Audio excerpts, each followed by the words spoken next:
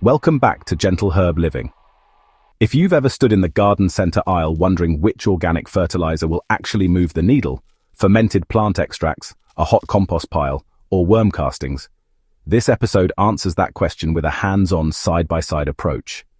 Over the next few minutes, I'll walk you step by step through how to make each of the three fertilizers, how and when to use them, and a practical plan for combining them so your soil and plants get both immediate food and lasting fertility. Stick with me, and you'll know not only which is best, but how to make them work together for unbeatable results. Step 1. Decide what you need and start with a soil check.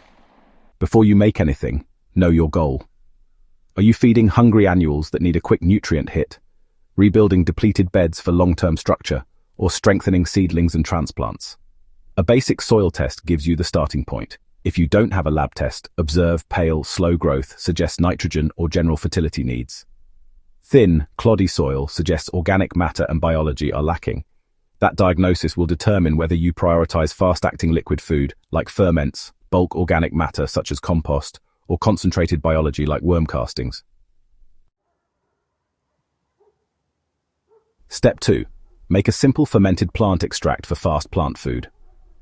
Fermented extracts are concentrated, microbial-rich liquids that feed plants quickly.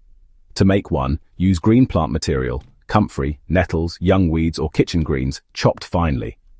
Pack a food-grade container about 2/3 full of the chopped material, then add a carbohydrate source such as unsulfured molasses or brown sugar to help microbes multiply.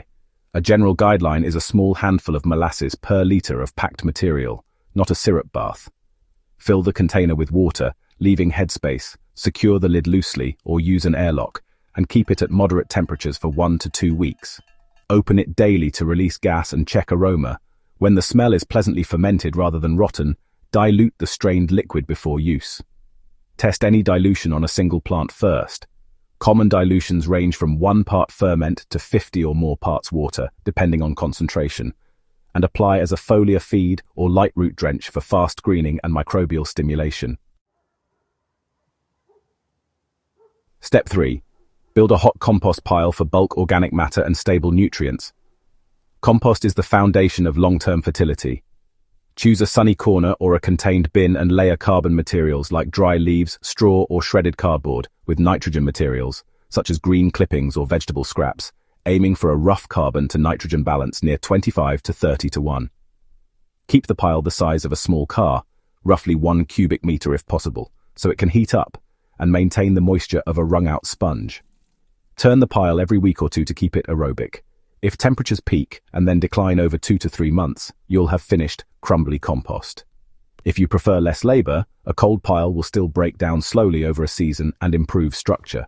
Finished compost supplies humus, steady nutrient release, and the physical matrix that hosts healthy microbes and plant roots.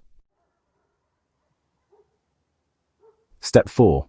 Start a worm bin to produce concentrated castings and a living soil inoculant.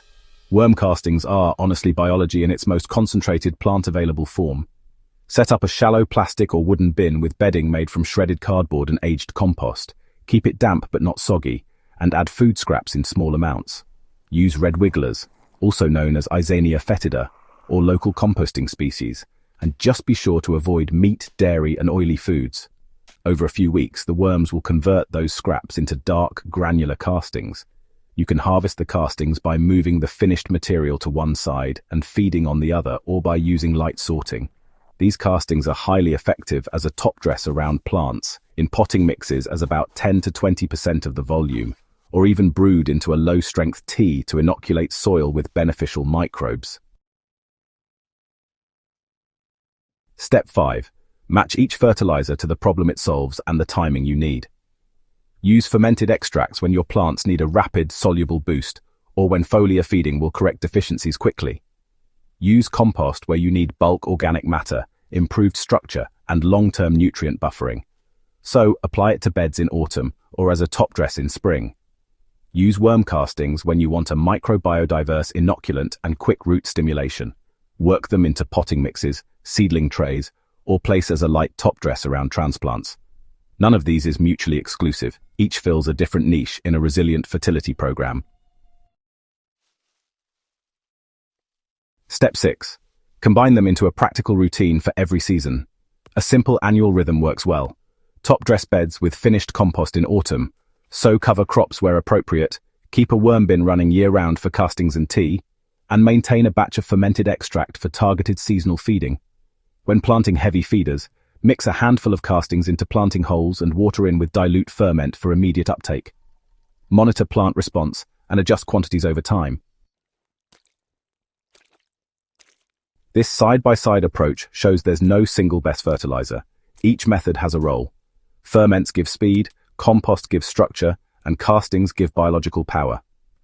Use them together, and your garden will get both immediate results and lasting fertility. If this practical comparison helped you, subscribe to Gentle Herb Living for more field-tested soil strategies. Share this video with a fellow gardener asking the same question, and drop a comment with your experience, what worked, what failed, and which method you'll try next season. Let's grow better soil together.